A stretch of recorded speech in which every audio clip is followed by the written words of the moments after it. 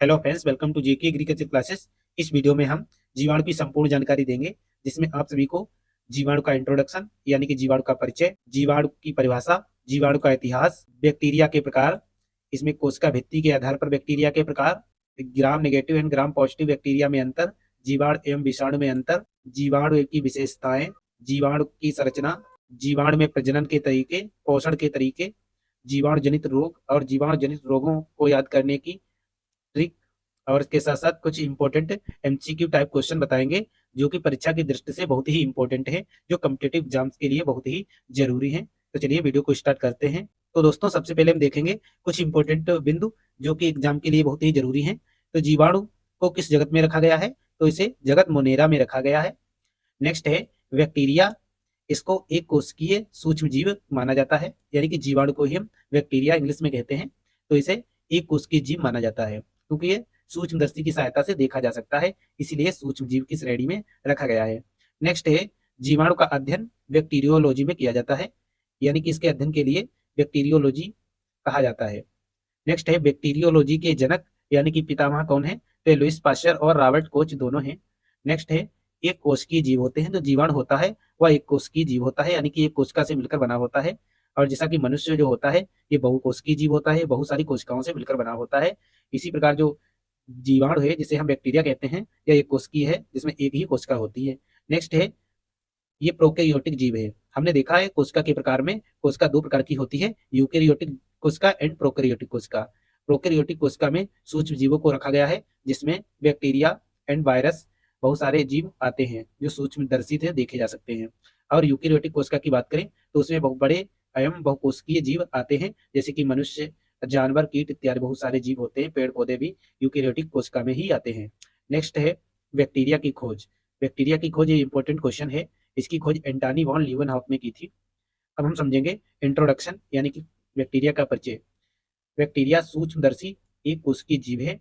ये सभी तरह के वातावरण में लाखों की संख्या में पाए जाते हैं, न केवल अंदर बल्कि एक दूसरे जीवों के अंदर की बजाय ये बाहर भी पाए जाते हैं। बैक्टीरिया मिट्टी, पानी, पौधों, जानवरों और रेडियोधर्मी कचरे में भी पाए जाते हैं। ये पृथ्वी की पपड़ी यानी कि जो भूपरिपर्टी होती है उसमें भी पाए जाते हैं। अकार्टिक ग्लेशियर यानी कि बर्फ वाले इलाकों में भी ये जीवित रहते हैं। गर्म झरनों यानी कि जो गर्म झरने होते हैं उसमें भी ये पाए जाते हैं। कुछ बैक्टीरिया हानिकारक होते हैं तो कुछ बैक्टीरिया लाभदायक भी होते हैं, जैसे कि फर्मेंटेशन यानी कि डबल रोटी इत्यादि सिरका में बनाने के लिए भी सहायक होते हैं। ये सहायता करते हैं और हमारे मनुष्य शरीर में ये भोजन पचाने के काम भी आते हैं। तो ये बहुत सारे बैक्टीरिया लाभदायक होते हैं और जबकि बहुत सारे बैक्टीरिया हानिकारक होते हैं, जो हमें रोग फैलाते हैं, हमारे शरीर में रोग फैलाते हैं। बहुत सारे प्रकार के रोग जैसे टीबी है, हैजा रोग है, टाइफाइड है, बहुत सारे इस प्रकार के रोग फैलाते हैं जो हम आगे वीडियो में बात करेंगे। तो बैक्टीरिया के साथ साथ पौधों के साथ साथ जानवरों के जीवन में विभिन्न रूपों में समर्थन करते हैं। औद्योगिक औषधि प्रक्रियाओं में भी उपयोगी होते हैं, यानी कि जो इनका औषधियां भी बनाई जाती हैं, जैसे एंटीबायोटिक्स जो होती हैं वो जीवाणु से ही बनाई जाती हैं। इन्हें पृथ्वी पर प्रकट होने वाला पहला जीव माना जाता है, यानी कि अगर पूछा जाए पृथ्वी का पहला जीव कौन है तो ये बैक्टीरिया ही कहा जाता है, पृथ्वी का पहला जीव। नेक्स्ट अब हम बात करेंगे बैक्टीरिया की परिभाषा, जो कि इंपॉर्टेंट है यूपी बोर्ड परीक्षा के लिए। जीवाणु यानी कि बैक्टीरिया एक कोशिकीय सूक्ष्म जीव होते हैं, यानी कि एक कोशिका के बने होते हैं और साथ ही सूक्ष्मदर्शी से देखे जाते हैं, इसलिए सूक्ष्म जीव कहे जाते हैं। ये पृथ्वी पर हर जगह पाए जाते हैं, चाहे वो गर्म इलाका हो चाहे ठंडा इलाका हो, सारी जगहों पर ये उपस्थित होते हैं और ग्रहों के पारिस्थितिकी तंत्र के लिए अहम भूमिका निभाते हैं। जीवाणुओं को आकार की बात करें तो यह गोलाकार, छड़नुमा और सर्पिलाकार होते हैं। जीवाणु में प्रजनन बाइनरी विखंडन विधि द्वारा होता है। हम बाइनरी विखंडन को समझेंगे इस फिगर से। बाइनरी विखंडन अलैंगिक प्रजनन होता है, यानी कि प्रजनन दो प्रकार का होता है, लैंगिक प्रजनन एंड अलैंगिक प्रजनन। जो बैक्टीरिया में होता है वो अलैंगिक प्रजनन होता है, यानी कि एक कोशिका से जब बहुत सारी कोशिकाएं बनती हैं तो इस प्रकार के प्रजनन को हम अलैंगिक प्रजनन कहते हैं। जैसे कि इसमें आप देख सकते हैं अलैंगिक प्रजनन का एक रूप है जो आमतौर पर एकल कोशिका वाले जीवों में पाए जाते हैं। यह जो प्रजनन होता है बाइनरी विखंडन या एकल कोशिका यानी कि एक कोशिकीय जो जीव होते हैं उनमें इस प्रकार का प्रजनन पाया जाता है, जैसे कि जीवाणु होता है। इसी प्रकार आपने देखा होगा अमीबा, पेरामीशियम, ये भी एक कोशिकीय जीव होते हैं, इनमें भी इस प्रकार का प्रजनन देखा जाता है। कोशिका के दो भागों में विभाजित होने की प्रक्रिया है। इसमें मूल कोशिका सटीक प्रतियां बनाती है और बाइनरी विखंडन को द्विविभाजन भी कहते हैं। इस फिगर में आप देख सकते हैं ये एक कोशिका है, यानी कि एक जीवाणु है। जो आगे चलकर दो कोशिकाओं में बट जाता है। इस प्रकार ये दो पुत्री कोशिकाएं बनती हैं, यानी कि दो जीवाणु बन जाते हैं। इस प्रकार ये बहुत सारी प्रतियां बनाते चले जाते हैं। इस प्रकार के विखंडन को हम बाइनरी विखंडन कहते हैं। नेक्स्ट, अब हम जीवाणु के खोज के इतिहास के बारे में बात करेंगे। ये 2000 साल पहले मार्कस टेरेंटियस ने सुझाव दिया था कि हवा में पाए जाने वाले छोटे छोटे जानवरों की वजह से बीमारियां हो रही हैं। बाद में 17वीं शताब्दी के दौरान वैज्ञानिक एंटनी वॉन लीeuwenhoek ने एक सिंगल लेंस माइक्रोस्कोप बनाया। सबसे पहले इन्होंने एक स्कोप बनाया और उसमें बैक्टीरिया को देखा। इसके माध्यम से उन्होंने जंतु को देखा, जिसे बैक्टीरिया कहते हैं, जो आगे चलकर बैक्टीरिया कहा जाता है। जिस जंतु को इन्होंने देखा उसे आगे चलकर बैक्टीरिया कहा जाने लगा। इसीलिए उन्हें पहला माइक्रोबायोलॉजिस्ट माना जाता है। कई सालों बाद 19वीं शताब्दी में रसायनज्ञ लुईस पास्चर और रॉबर्ट कोच ने पाया कि बीमारियों के पीछे कीटाणु होते हैं। वैज्ञानिक पाल एलरिच पहले वैज्ञानिक थे जिन्होंने दागों का उपयोग करके बैक्टीरिया का पता लगाया। ये हो गया बैक्टीरिया का इतिहास। यानी बैक्टीरिया की खोज की बात करें तो इसकी खोज एंटनी वॉन लीeuwenhoek ने की थी। इन्हीं को इसका श्रेय जाता है।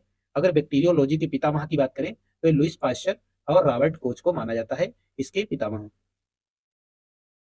नेक्स्ट, अब हम बात करेंगे बैक्टीरिया के प्रकार, यानी कि टाइप ऑफ बैक्टीरिया। आकार के आधार पर बैक्टीरिया निम्न प्रकार के होते हैं। इसमें हम आकार के आधार पर बैक्टीरिया के प्रकार देखेंगे। गोलाकार बैक्टीरिया, आप इस फिगर में देख सकते हैं, ये कुछ गोल बैक्टीरिया दिए गए हैं। इस प्रकार के बैक्टीरिया को हम कोकाई भी कहते हैं। कोकाई बैक्टीरिया या गोलाकार बैक्टीरिया कहते हैं। इंग्लिश में कोकाई एंड हिंदी में से गोलाकार बैक्टीरिया कहा जाता है। नेक्स्ट है नंबर 2, छड़ के आकार का बैक्टीरिया, जिसे बेसिलाई बैक्टीरिया कहा जाता है। इसमें आप देख सकते हैं ये छड़ आकार के बैक्टीरिया हैं। ये छड़ आकार के बैक्टीरिया हैं, जिसे हम बेसिलाई बैक्टीरिया इंग्लिश में कहते हैं। नेक्स्ट है नंबर 3, सर्फिलाकार या स्पाइरिला बैक्टीरिया। इसमें आप देख सकते हैं स्पाइरला बैक्टीरिया, ये इस प्रकार के होते हैं। नेक्स्ट है कोमा बैक्टीरिया, ये कोमा की तरह होते हैं, जैसे कि इस फिगर में आप देख सकते हैं। इन्हें हम इंग्लिश में विब्रियो कहते हैं, जैसे कि विब्रियो कॉलेरी। कॉलरा में जो बैक्टीरिया होता है वो विब्रियो कॉलेरी होता है। इसी प्रकार का बैक्टीरिया कॉलरा में होता है। नेक्स्ट, हम समझेंगे बैक्टीरिया के कुछ इंपॉर्टेंट फैक्टर। कोकाई बैक्टीरिया गोल या गेंद के आकार के होते हैं, जैसा कि हमने पीछे वीडियो में बताया है। नेक्स्ट है बेसिलाई बैक्टीरिया, छड़ के आकार के होते हैं, जैसा कि इसमें आप देख सकते हैं। ये छड़ आकार के लंबे लंबे बैक्टीरिया होते हैं।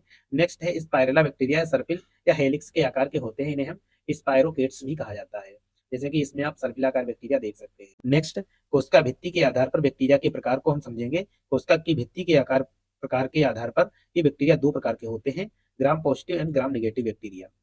ग्राम पॉजिटिव बैक्टीरिया के बारे में समझ लेते हैं। इनकी कोशिका भित्ति मोटी होती है।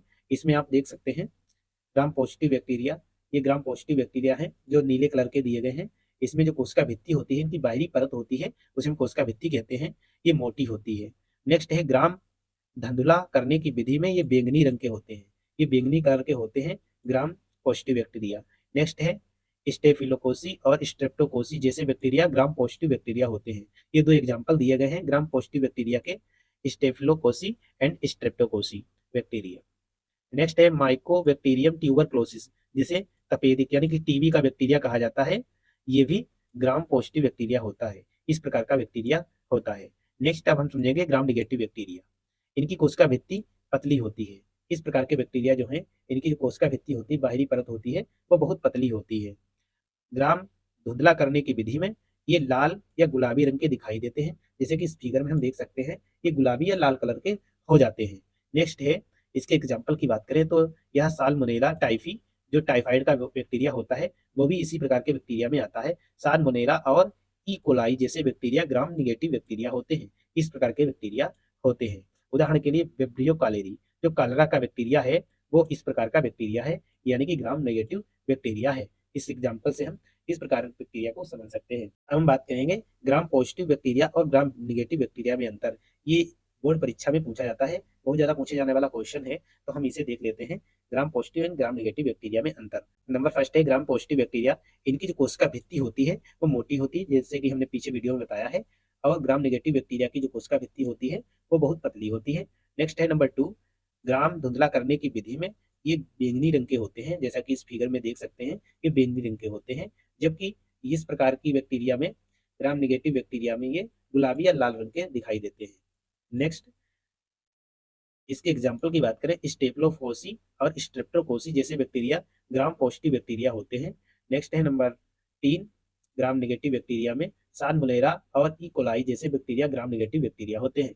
नेक्स्ट नंबर 4 देखेंगे, माइक्रोबैक्टीरियम ट्यूबरक्लोसिस जिसे तपेदिक का बैक्टीरिया कहा जाता है, वो भी इसी प्रकार का बैक्टीरिया होता है। इसमें देखेंगे उदाहरण में विब्रियो कालेरी जो कालरा का बैक्टीरिया कहा जाता है, ये भी ग्राम नेगेटिव बैक्टीरिया होता है। तो हम समझेंगे जीवाणु और विषाणु में अंतर। इसमें बेसिकली क्या अंतर होते हैं जो कि एग्जाम्स में 6 नंबर में पूछे जाते हैं, यानी कि यूपी बोर्ड परीक्षा में। नंबर फर्स्ट है, एक स्वतंत्र वातावरण में जीवित रह सकते हैं। ये जो जीवाणु होते हैं ये स्वतंत्रता जीवित रह सकते हैं, इसमें कोई होस्ट हो या ना हो, ये जीवित हो सकते हैं, रह सकते हैं। नेक्स्ट नंबर फर्स्ट विषाणु देखेंगे, ये स्वतंत्र रूप से जीवित रह सकते हैं। इसके जीवन के लिए जीवित कोशिका चाहिए, यानी कि ये तभी जीवित रह सकते हैं जब कोशिका के अंदर होते हैं, और ये कोशिका के जब बाहर होते हैं तो ये मृत आकार के होते हैं, इसीलिए इसे सजीव या निर्जीव के बीच की कड़ी माना जाता है। नेक्स्ट नंबर 2 अंतर देखें, ये कोशिकी एक कोशिकी होते हैं, जबकि जो वायरस होते हैं ये अकोशिकीय होते हैं, यानी कि इनकी कोई कोशिका नहीं होती है, बल्कि इनके पास कोशिकीय संरचना नहीं होती है और ये डीएनए या आरएनए के बने होते हैं। नेक्स्ट है नंबर 3, जीवाणु अपेक्षाकृत बड़े होते हैं। ये जो जीवाणु होते हैं जो वायरस से बड़े होते हैं, और वायरस जीवाणु से यानी बैक्टीरिया से छोटे होते हैं। नेक्स्ट नंबर 4 देखेंगे, जीवाणु लाभदायक और हानिकारक दोनों तरह के होते हैं। जो जीवाणु होते हैं वो लाभदायक भी होते हैं और हानिकारक भी होते हैं, और जो वायरस होते हैं वो हमेशा नुकसानदायक होते हैं, यानी कि ये मनुष्य और सभी प्रकार के जानवरों में रोग फैलाते हैं। नेक्स्ट नंबर 5 देखेंगे, ये कोशिका भित्ति युक्त होते हैं, यानी कि जो जीवाणु होते हैं इनमें कोशिका भित्ति पाई जाती है।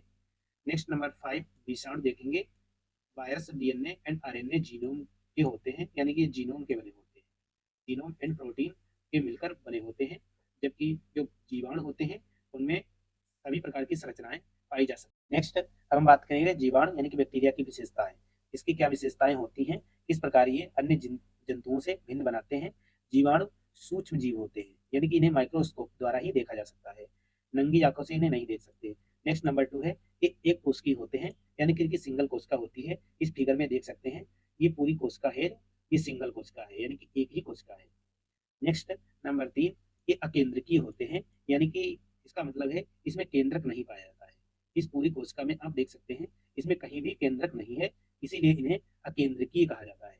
नेक्स्ट नंबर 4 है, इनकी कोशिका भित्ति होती है, यानी कि इनमें कोशिका भित्ति भी पाई जाती है। इसमें आप देख सकते हैं इसमें कोशिका भित्ति है, यानी कि जो बाहरी परत है इसमें पाई जाती है।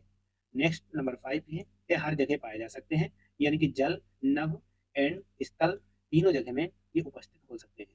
नेक्स्ट नंबर 6 है, इनका आकार कुछ मिलीमीटर तक ही होता है, यानी कि सूक्ष्म जीव होते हैं जो सूक्ष्मदर्शी से ही देखे जा सकते हैं, तो आप समझ सकते हैं ये कितना छोटे हो सकते हैं। नेक्स्ट नंबर 7, इनकी आकृति गोल, मुक्त चक्राकार और छड़ जैसी होती है।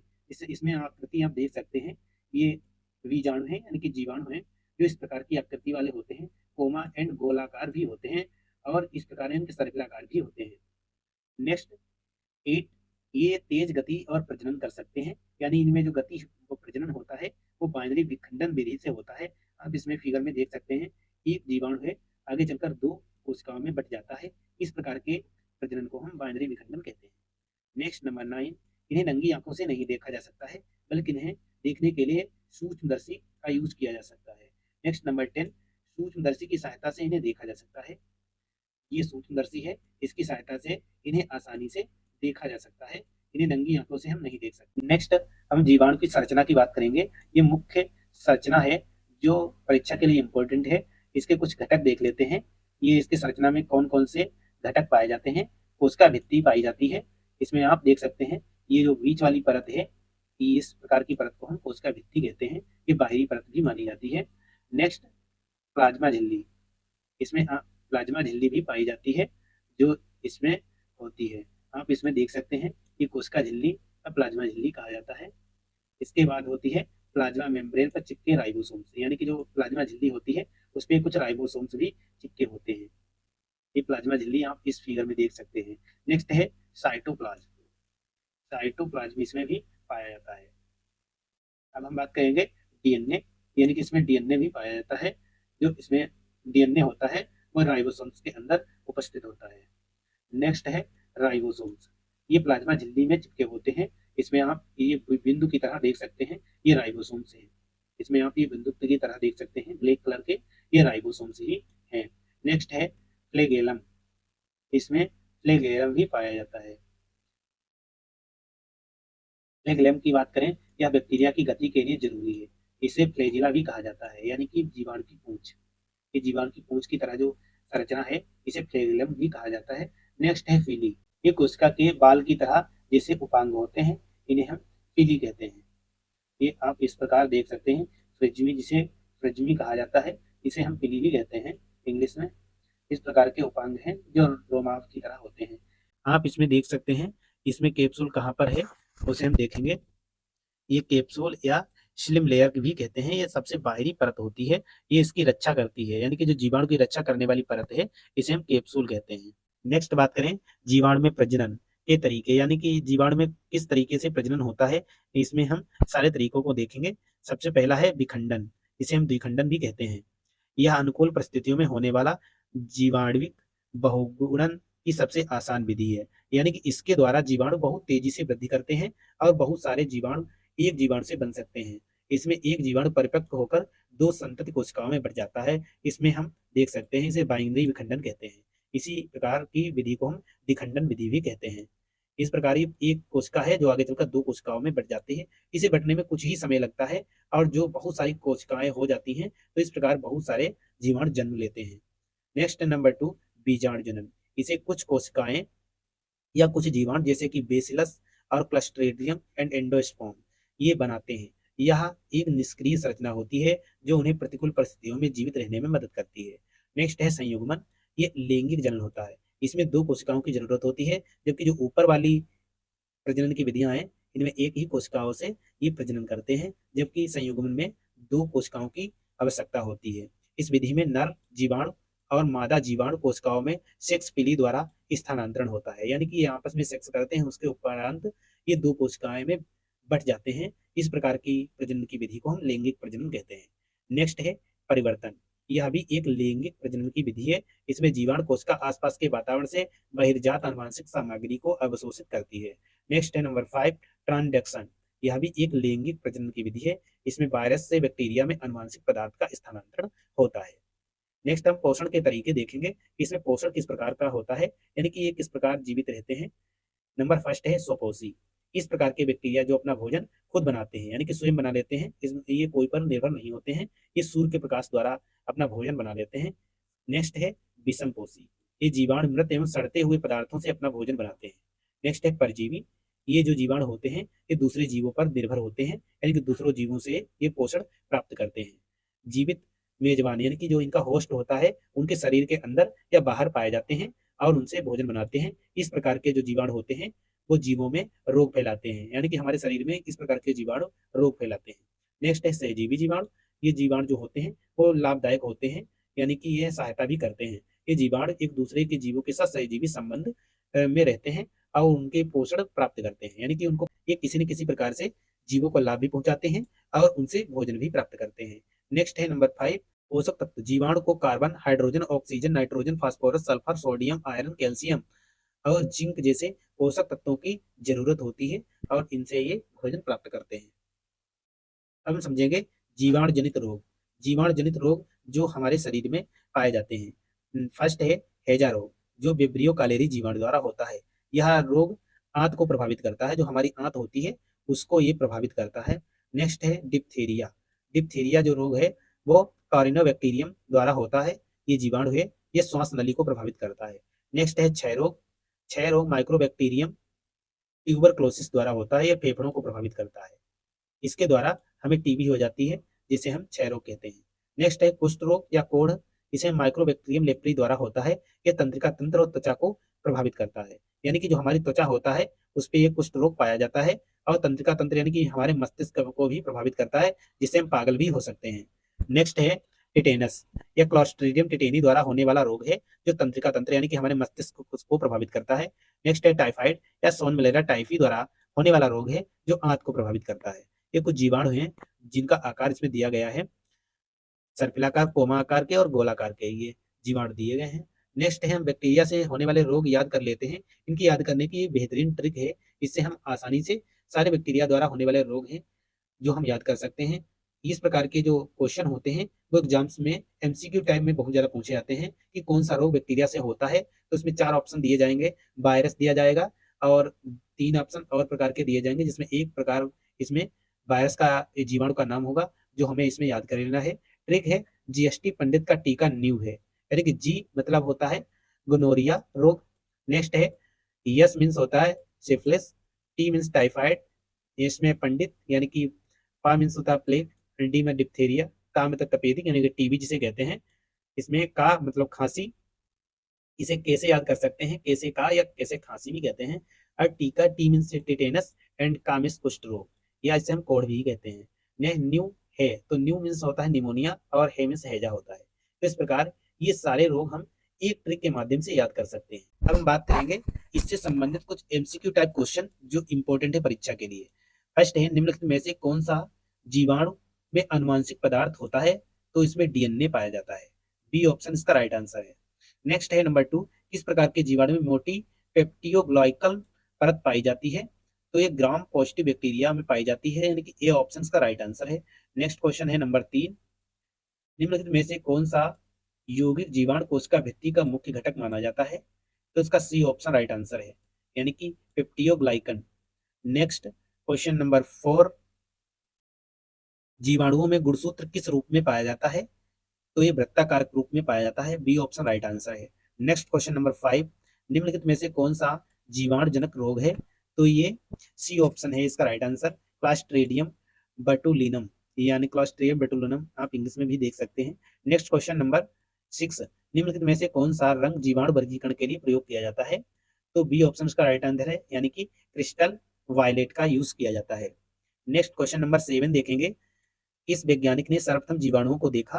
तो ये एंटोनी वन ल्यूवेनहॉक थे, बी ऑप्शन का राइट आंसर है।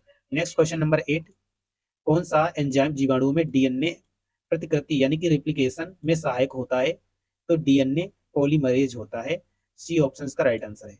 नेक्स्ट क्वेश्चन नंबर 9, प्लाज्मिड क्या है? तो प्लाज्मिड एक अतिरिक्त वृत्ताकार डीएनए अणु होता है, यानी कि सी ऑप्शन का राइट आंसर है। नेक्स्ट क्वेश्चन नंबर 10, निम्नलिखित में से कौन सा एंटीबायोटिक जीवाणु सेल वास संश्लेषण को रोकता है? तो यह पेनिसिलिन है, ए ऑप्शन का राइट आंसर है। नेक्स्ट क्वेश्चन नंबर 11, थर्मोफिलिक जीवाणु किस तापमान पर पनपते हैं, यानी कि ये किस तापमान पर वृद्धि करते हैं? तो इसका जो ऑप्शन है सी ऑप्शन राइट आंसर है, 45 से 80 डिग्री सेंटीग्रेड टेम्परेचर पर। नेक्स्ट क्वेश्चन नंबर 12, निम्नलिखित में से कौन सा जीवाणु नाइट्रोजन स्थिरीकरण यानी कि नाइट्रोजन फिक्सेशन में काम करता है? तो यह राइजोबियम बैक्टीरिया है, यानी कि एक सहजीवी बैक्टीरिया है, बी ऑप्शन का राइट आंसर है। नेक्स्ट क्वेश्चन है 13, निम्नलिखित में से फ्लैजेला का मुख्य कार्य होता है? तो यह गति करने के काम आता है फ्लैजेला, जो जीवाणु की पूंछ भी कहा जाता है, यानी कि बी ऑप्शन का राइट आंसर है, जिसे हम इसकी गति को हम मोबिलिटी कहते हैं। नेक्स्ट क्वेश्चन नंबर 14, निम्नलिखित में से कौन सा एक एरोबिक जीवाणु है, यानी कि इसे हम वायवीय जीवाणु भी कहते हैं हिंदी में। इसका option B option right answer है, यानी कि माइक्रोबैक्टीरियम ट्यूबरकुलोसिस, जिसे टीबी का जीवाणु भी कहा जाता है या टीबी रोग फैलाता है। नेक्स्ट क्वेश्चन नंबर 15 और लास्ट क्वेश्चन है, निम्न में से कौन सा अंग अनुवांशिक पदार्थ का आदान प्रदान करता है? तो यह पिलाई है, जिसे हम पीलीकेय कहते हैं, बी ऑप्शन का राइट आंसर है। इसी प्रकार के इंपॉर्टेंट वीडियो देखने के लिए चैनल को सब्सक्राइब करें, बेल आइकन को प्रेस करें ताकि आने वाली वीडियो की सूचना मिलती रहे। Thank you for watching this video.